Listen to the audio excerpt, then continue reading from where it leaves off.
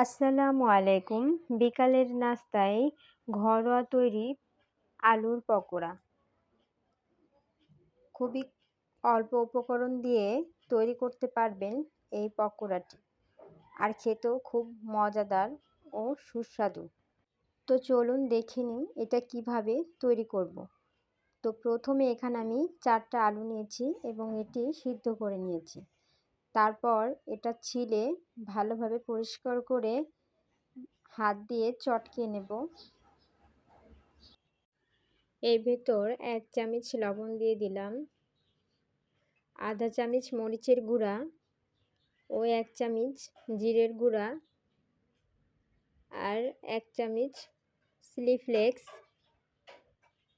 এখন দিয়ে দিচ্ছি 2 চামচ কর্নফ্লাওয়ার। তারপরে হাতের সাহায্যে ভালোভাবে এটা মেখে নিচ্ছি। দেখতেই পাচ্ছেন আমার এটা মাখানো হয়ে গেছে। এবার একটা বড় ডো তৈরি করে এটা শেপ তৈরি করে নেব হাতে তেল লাগিয়ে। দেখতেই পাচ্ছেন আমার শেপটা তৈরি করা হয়ে গেছে। এবার একটি পাত্রে 2 চামচ ময়দা দিয়ে দিলাম আর 2 চামচ কর্নফ্লাওয়ার দিয়ে দিচ্ছি।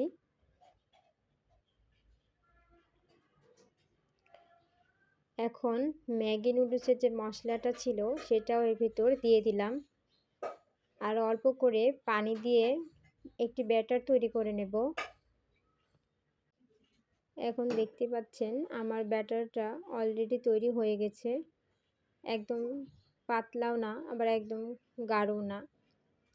এবার একটি পাত্রে ম্যাগি নুডলসটা ভালোভাবে কুচি করে নিয়েছি।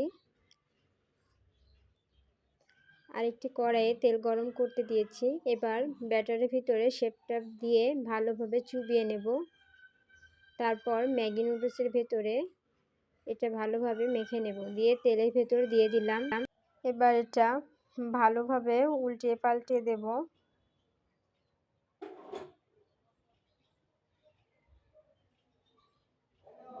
দেখতেই পাচ্ছেন আমার এটা ভাজা হয়ে গেছে। এভাবে একে একে সবগুলো ভেজে নেব।